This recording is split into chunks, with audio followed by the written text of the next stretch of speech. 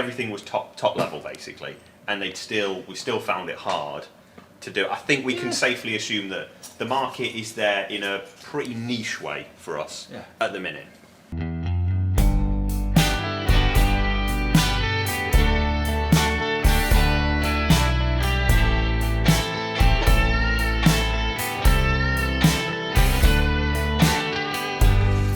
This is the most boring bit you could film. Just me having a drink. Hydration. Yeah, but when it's really close up, it's quite funny. So. Is that like it's that LeBron James video? You know, it's like I would never tell you to drink Sprite, even if I was holding the crispy Sprite. Do it with the Dapper Dan tin. Did you do it with the Dapper Dan tin? Dapper Dan tin. Destroy the tin, and underneath is a stronger, even better looking tin. Just rip apart the aluminium. I'm not sure how strong you have to be. It starts becoming like those strongman videos where they're just crushing like a frying pan on TV. And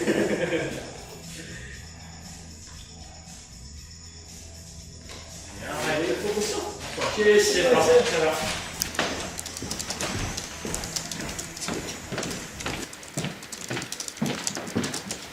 we need to get some of the flute music playing in the background.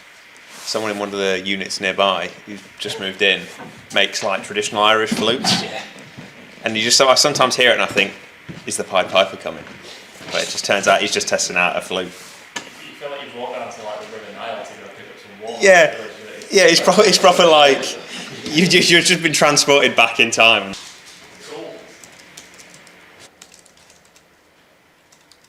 There's only so much multitasking you can do in your brain before it just like explodes. It's like fries your neurons and you're just like, that's it, I'm out. It's the SpongeBob, I'm a head out meme. My last brain cell. To make it. Danny, you backed palette wrong. Alright. I think you probably couldn't pick someone that I look less like than LeBron James. But side by side comparison. But put him like he's 5 foot tall. Yeah, Jacques is really 6'9", and all the cabinets and stuff were built to match him. Thinking I'm 6 foot tall, but that makes me sound like I'm 5'5". Danny, how tall are you? Are you 6'4"? 6'4". Yeah, there's a massive difference. 6 what? Yeah, 6'4". 6'4", Jesus. So you could put LeBron James next to Danny and he'd be about the same height. The Dapper Dan range has been going now for over 11 years, and within that, sort of 10 products have emerged in the styling range. And we get asked quite a lot about which products are our best sellers and worst sellers, so we thought kind of rank them. We're talking globally here because individually, market by market, we've got a lot of differences. Some markets actually love some of our globally our worst sellers, and then some markets don't love the absolute best sellers that maybe 98% of the world loves. Maybe a couple countries are not too hot on compared to others. So we'll start off with the bestseller, which is maybe unsurprising for anyone who follows a lot of men's grooming. Texture Dust came out 5-6 years ago. Really, really good product. Slightly innovative as well in that we've got a water-based rather than the glycerin-based products. Long and the short of it means that it both gives performance and is really good at washing out easily, especially post-COVID and those short crop styles that kind of have been around a lot. Texture Dust is really good for that, and in barbershops that's been the kind of the go-to product really for quite a while now, and I don't see that changing because it is so good when you try it. Next up, very close behind, is actually the sea salt spray. This is a more of a up-and-coming product in terms of popularity, in that it's really in the last few years we've seen sea salt sprays become really, really popular. The product's been a part of the Dapper Dan range for a really long time. Wasn't one of the first products, but definitely up there in terms of one of the earlier additions to the range. Barbers across the world have always really loved our sea salt spray, but ever since that sea salt sprays in general have become a bit more popular, people sort of actually gaining appreciation for the pre-styling element, the sea salt spray has been kind of, has really kind of flown up the rankings in terms of products. Definitely an up and coming, and may even overtake the Texture Dust this year. Third, and surprisingly not first, is actually the matte paste. So the matte paste is the OG, it's our flagship product, the first product ever developed in the Dapper Dan range. and it's the most versatile product in the range still. I mean, it's been out for 11 years, like I say, since Dapper Dan's inception. So many variations within the testing to try and get it to what it is today. It's just an insane product. The reason why I say surprised it's not first is because for a very long time, the matte paste was the best seller, and it's only in recent years that it's been overtaken by the sea salt spray and the texture dust. I think this just goes to show how strong the kind of trend and these two products are in terms of how good they are. But the matte paste is never far behind really, just because, there's so many people who have tried it and they know that, it's top quality stuff. Okay, so third is a little bit different. It's a little bit more, I suppose, style-based, which is actually our deluxe pomade. Typically, we've seen this be a bit less popular in recent years, though at one point this was the second best seller and something that was really, really popular early on in the brand's lifespan. Some markets absolutely love the deluxe pomade because if you've kind of got classic styles and retro looks are really popular, then this is the product for those styles. So it's kind of market dependent, but globally this kind of positions itself at number 4. Something that, it's a really great product because it's water-based, so it's that new era type of pomade that's just really easy to use. It's always been a popular and was one of the 3 OG additions to the range all the way back in 2014 when the range first launched. Okay, so up in position 5 is the last of the 3 OG products and my personal favourite, the matte clay. So the matte clay is a really versatile product. It's great for messy styles, and it performs in a similar way to the matte paste, but it kind of has a bit more grip, which is what makes it really good for those messy styles. It was one of the OG Dapper Dan products, so the matte clay, deluxe, and paste, these were the 3 products that started everything back in 2014. Obviously still features of the range and still really part of our best-selling outfit. And the matte clay, whilst it is the lowest performer of those 3, I think it's only because in some respects the paste is a little bit more versatile, so for barbershops that works better, but for messy styles, in my opinion, it doesn't get any better than the matte clay. And the scent is definitely a unique one with leather and smoked saffron, which is a personal favourite of mine. We'll go straight to number 5. So number 5, unsurprisingly, or is it surprisingly, it's actually our heavy hold pomade. So another tin product, but this is our oil-based pomade. So this is perfect for kind of classic styles and vintage looks.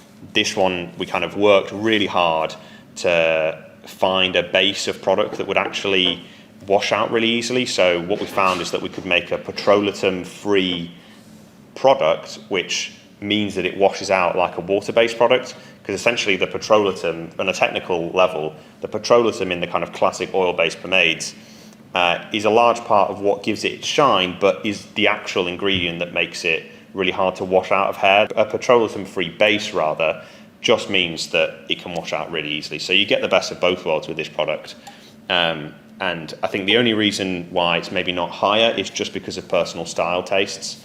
This product is really a classic style product. That's the styles that this is good for. We're talking pompadours, slick backs, but you're really glossy, almost 1950s, 1920s styles.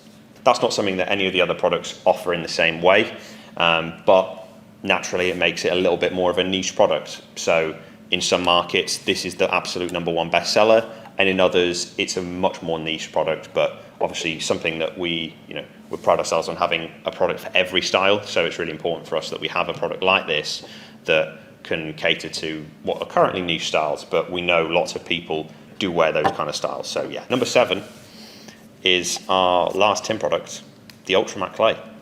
Now, this is actually a really, really great product. It's really thick and got a really luxurious feel. It's really great for short crops because this is our highest hold product, or was our highest hold product, I should say. The performance on it is really next level. The only reason, I would say, that this product is maybe not more beloved and higher up the list, rather, because we do have a particularly dedicated customer base, I think, for this product, is because the texture dust exists. So both of these products are really, they're both part of our ultra matte range, so they're brought out at the same time. And they really are both great for similar styles. Short crops and messy styles that require a lot of grip. So there's really, really short looks, which have been really popular since maybe 2021, 2020. We were starting to see those really become in vogue. It's still a really, really top seller, but it's lower down on the list, I think, just because it competes with one of our existing products, but offering something slightly different. Our separator would be next up currently. Now, this is a product that was brought out, only just a little over 6 months ago, end of 2024.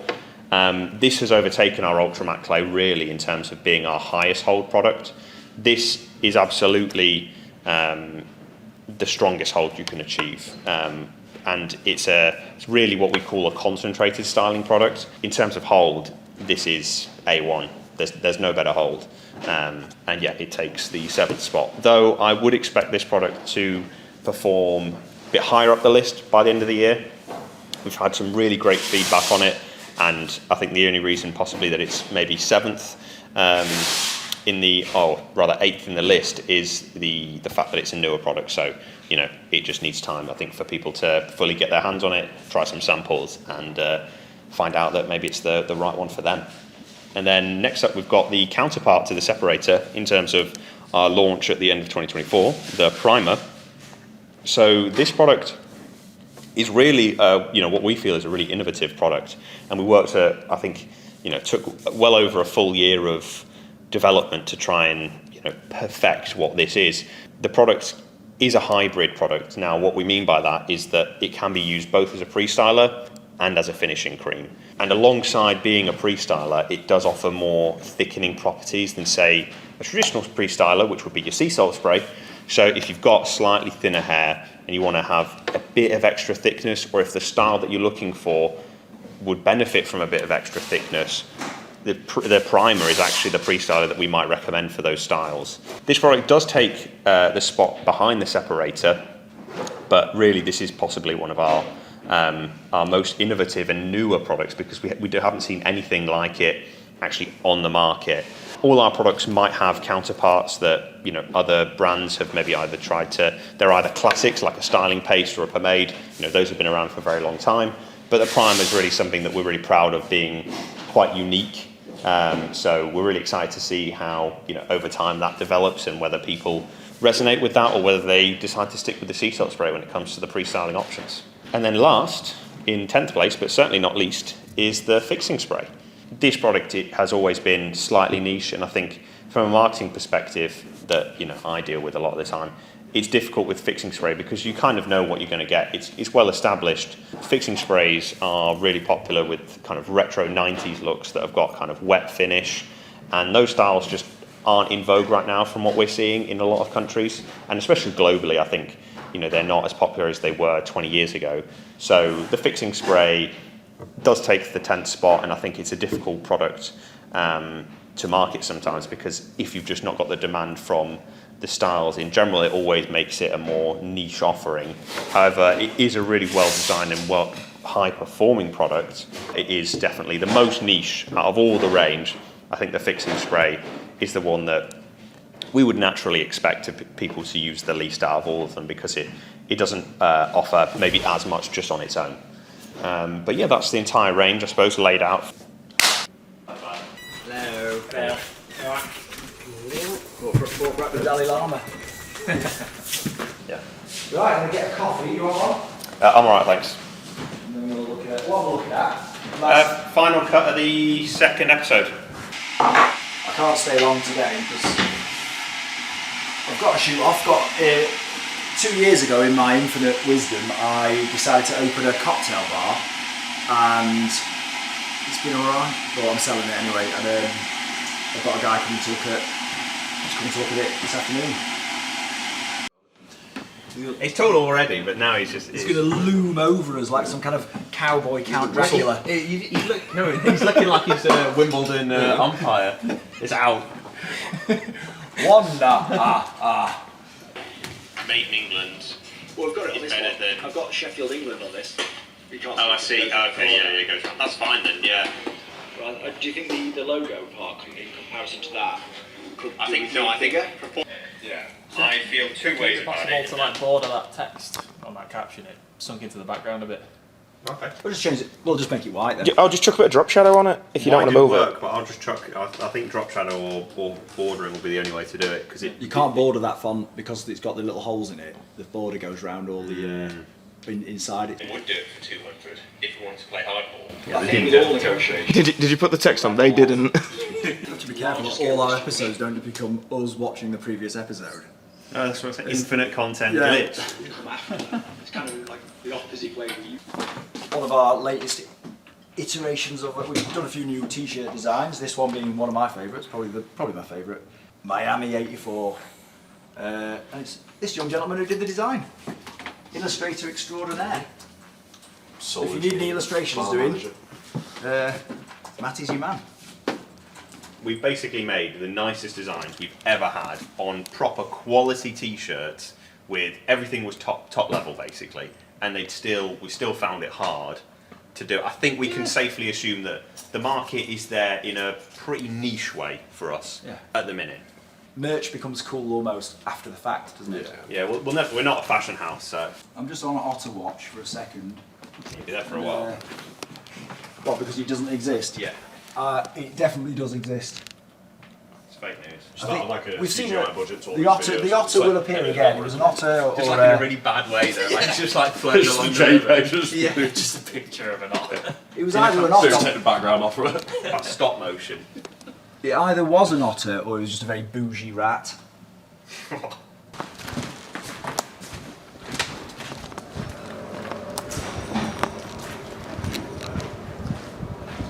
I don't like walking too close to Matty. He's that tall. Makes you feel like some kind of woodland creature.